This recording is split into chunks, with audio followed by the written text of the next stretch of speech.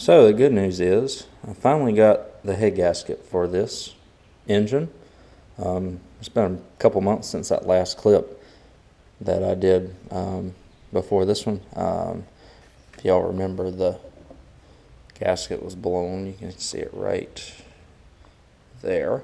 So we're going to place, again, it was most likely from a manufacturer defect because the bolt was loose on the head. So what I'm going to do is put the head back on now with the new gasket. Obviously I just have to put the gasket on like so onto the head, and I'll get everything set up so we can do that. Alright, so we'll put the head gasket on here now. It's pretty easy. Get this a little closer for us.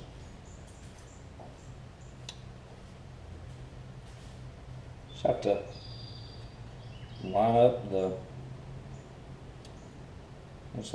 it up with the you got guide pins here. It might be easier to place onto the actual head since the guide pins are here. So we'll do that.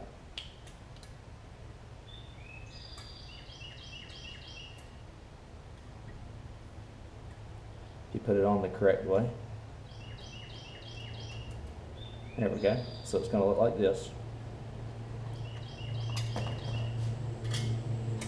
All you gotta do is place it on the correct way here, which might be easier if we went ahead and put maybe one or two of these bolts in for the head. That way that the gasket doesn't slide or move around.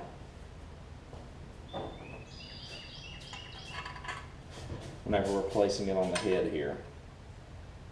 I can just do that.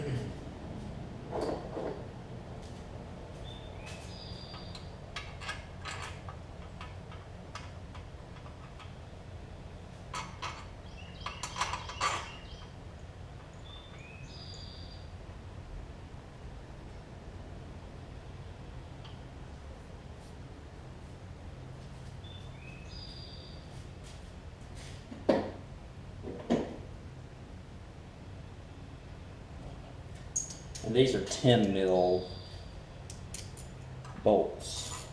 I'm just going to get them started and then I'm going to run the impact through them.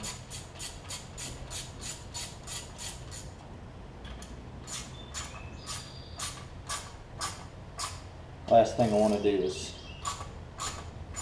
strip threads out after I just paid $16 for a head gasket. So, which is kind of unfortunate because usually I can source a lot of this stuff online, but this mower is actually so new still that there's not really parts available for them online, and the 725 series isn't as common of an engine as like the 300 through the 625. Alright, so we have them started. So I'll just run them through with the impact here.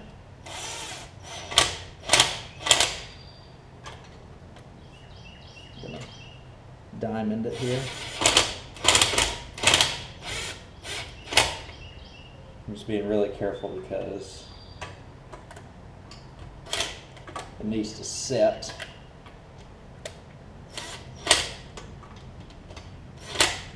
Okay. I'll do this one.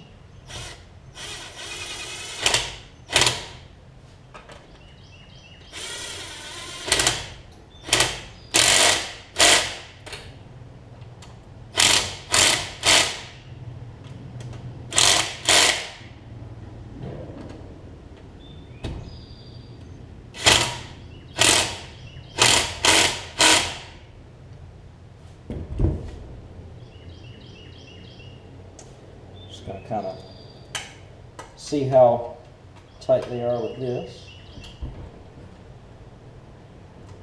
Impact got them pretty tight. So all we're looking for is a good seat there, which is what we've got. So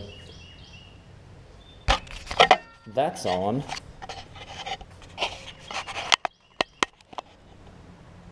And now what I'll do is I'll turn over the engine.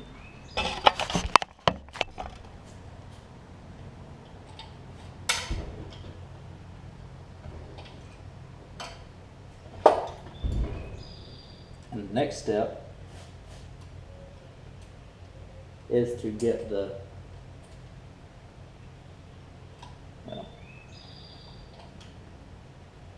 engine situated here. Putting things like the connecting rods and whatnot back on, which is what I'm going to do.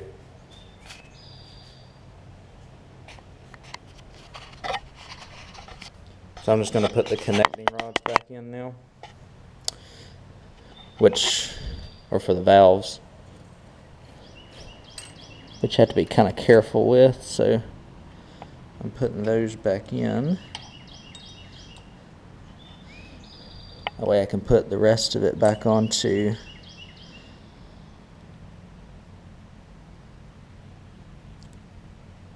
the internals of the engine. As you can see, the internals of the engine are really, really clean, all things considering. So you have your camshaft,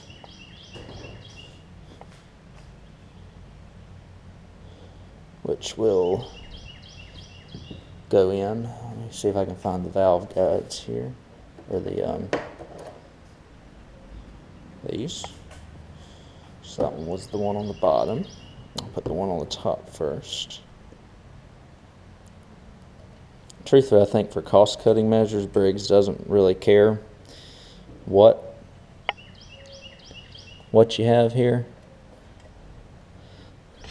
but you just have to make sure that they're set. And as you can see, they're set because I'm moving them around.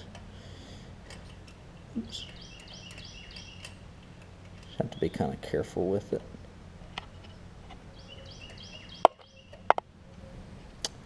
But you have that. We have the oil slinger over here, which we'll put on last.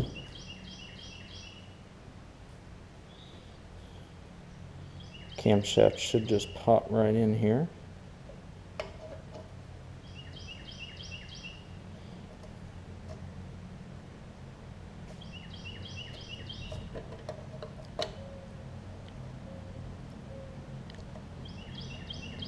You just have to make sure your marks are lined up. That's the biggest thing. So you have this, like kind of little groove here on the camshaft, and then on the crankshaft teeth, there's a little arrow. I don't know if you're able to see it, but it places right there. And if you get that right, then your timing should be correct on the bottom end of the engine. They're not really difficult in terms of Briggs & Stratton engines, thankfully. And then you put the oil slinger on like so.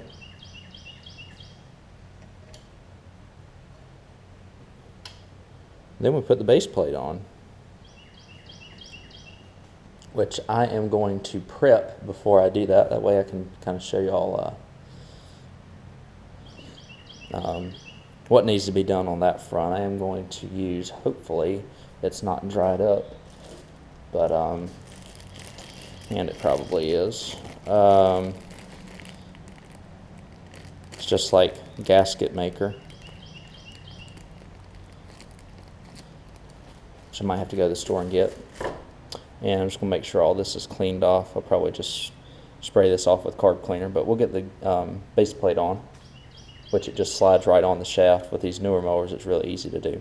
So hopefully that tutorial kind of helped y'all out a little bit. Just kind of putting the head gasket on, putting everything, you can kind of see where the oil residue is from where the other head gasket had blown. So I will prep the base plate and we'll put it on. Okay, so I used the last of my gasket sealer that I had and was able to kind of seal around in the areas where the gasket was not already. And then I did the same thing right here on the base plate. I usually like to use a little more of liberal application of it, so to speak, but we're going to see if this will do what it needs to do, which I believe it will. So now I'm just going to put the base plate back on, which will just go on like so. You just have to make sure that the oil slinger is in there correctly whenever you do this. So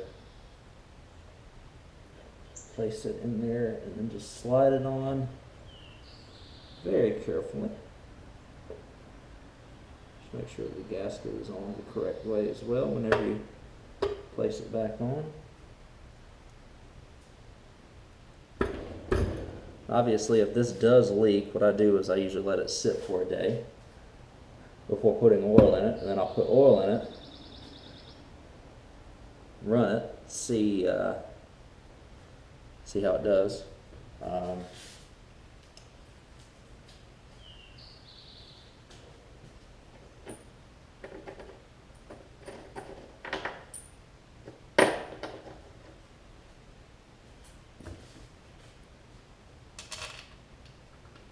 Place these back in.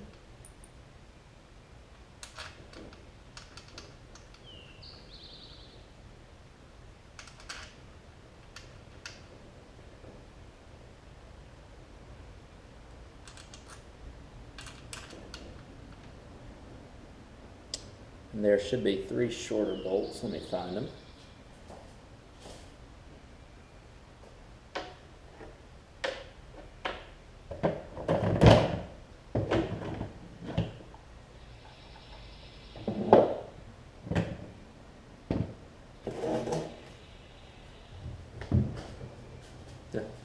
Actually, they're all the same size. I apologize. They're sitting right in front of my face here. On some of the engines, you're going to have one that's a little bit shorter than the others, and it's the one that goes back here in the back.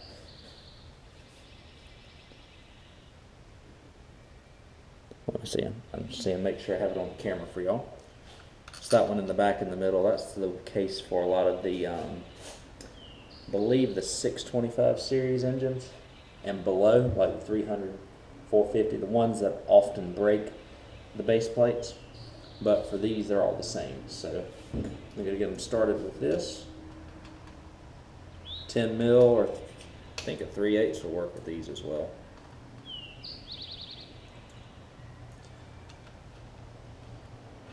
Last thing you want to do is strip the threads on the base plate.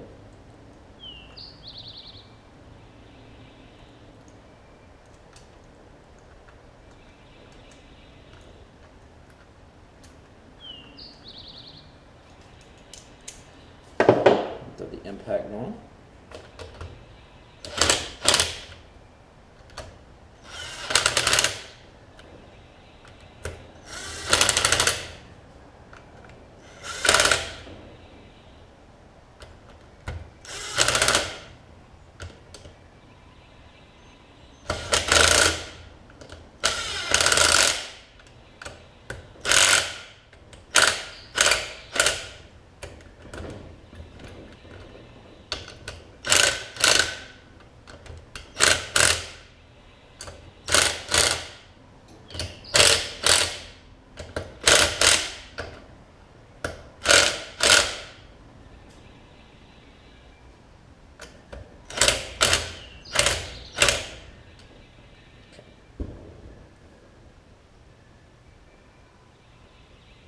So they're all on tight. Now I'm just going to wipe off like some of the oil residue on the edge. I'm going to wipe it off around the shaft here. What I also like to do, and I don't think it makes that much of a difference, is putting putting this gasket sealer on the shaft itself. I don't think I have enough to do that. Actually, I may. Just to kind of give it a little bit of extra insurance as to trying to help prevent it from leaking. Again, what I'm going to do is I'm going to wait for a day.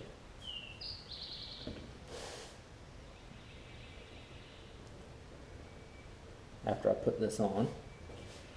A lot of it's dried up, but hopefully I got enough good in here.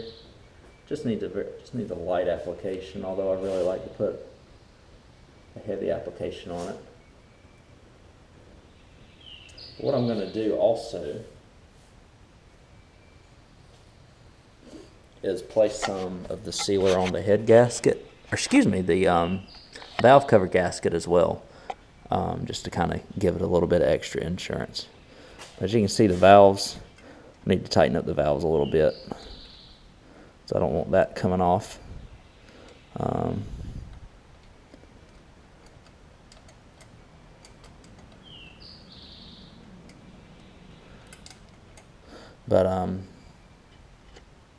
Here everything looks good, thankfully. Well, what I'll do is I'll put the valve cover gasket on, just because this video is getting really lengthy. Place it on the mower, which is just those 3 mountain bolts, and put a blade on it. We'll see how it rolls. Okay, so I just want to say that I'm a little rusty at this, and I'm sure I'm going to get a few comments on this video being like, what in the world is he doing? He doesn't know what he's doing. Sometimes you have a brain fart, I guess you could say, and I was looking at these items and I'm like, where in the world do they go? So I actually ended up having to take off a valve cover off of one of my other engines, and I realized that they go in between the valve and the valve spring, just like so. Let me take the valves off a little bit more. So sometimes when you haven't worked on one of these for a couple months, you're gonna run into things like that. So that was the issue there. It was driving me crazy, and I needed to figure it out. So now I have to adjust the valves accordingly. I believe the intake's 6 thousandths and the exhaust is 8 thousandths. Just kind of, I'm using this as kind of as a guide to see how close I can get to them, since oddly enough, one of the few things I don't have is a feeler gauge, although I have a spark plug gauge that won't really help me out much. So yeah, get that adjusted and we'll put the valve covers on. I figured before I got into putting all the cover and stuff back on, I'd kind of show you how all the linkages go again. So you have this linkage that kind of has this little U shape on it for the choke, for the auto choke. And they just kind of the choke regulator. It goes in down there. You see it's attached to the spring. It's on the top, and it attaches like so. This linkage for the throttle has the spring like that, and then the linkage kind of has, one end has like a little twist to it, and then it just connects to, can't really show it very well, but here we go, connects to kind of the bottom portion of the carburetor. And it's a little bit bigger, so you can't really mix up the two linkages and the holes and whatnot. But I just kind of wanted to show you all that before I put all the rest of kind of the gas tank. Gas tank's really easy. It just slides onto the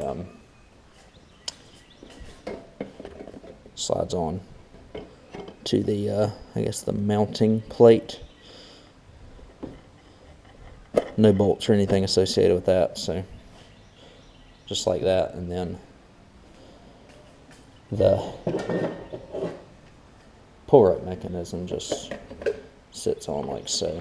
So just kind of give you all an idea of how everything is supposed to be with the air filter. So yeah, let me finish putting this together. I'm going to let it sit for the day, let the adhesive dry up, and let that seal up to help minimize any oil leakages. And we'll try this thing out tomorrow. I'm sure probably from the way that the video is going, y'all are probably not having high hopes, but hopefully this thing will be good for us. So even though it's taken a couple of months, I finally got this thing back in order. Let's see if it will run. I guess the lesson for me is don't have an engine apart for a couple months, or you might have to, or you might forget to put it back together, or forget how to put it back together. So hopefully this thing will start, run, and not knock smoke or anything like that. So we're about to find out.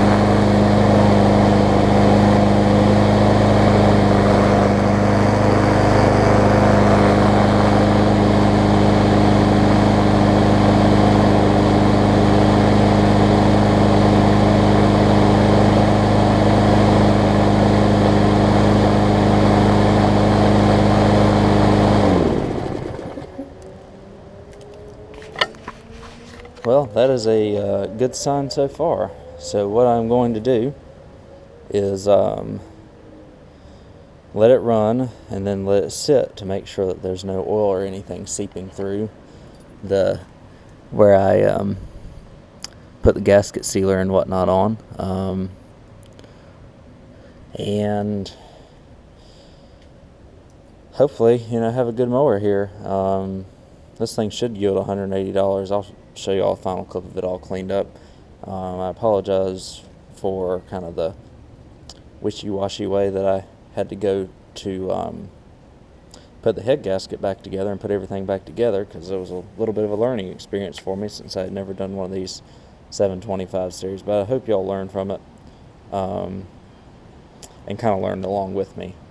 So I apologize for the length of the video as well, but I'm going to let this thing run and then kind of show you all the finished product here in just a little bit.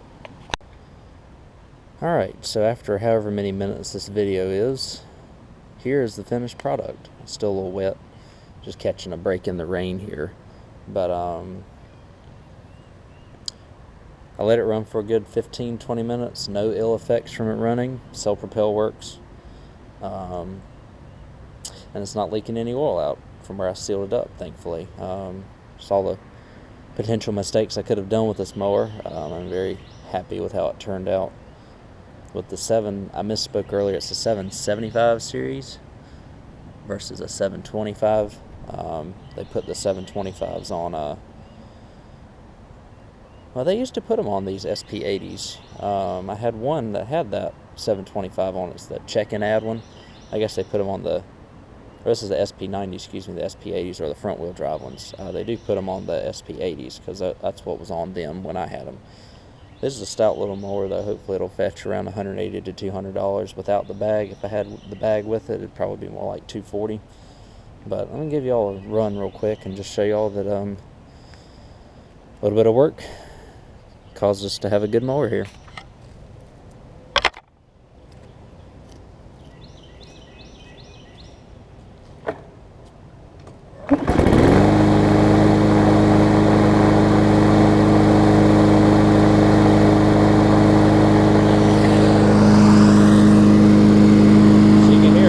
Excellent. I really like these 775s. They're a little bit better than the other ones.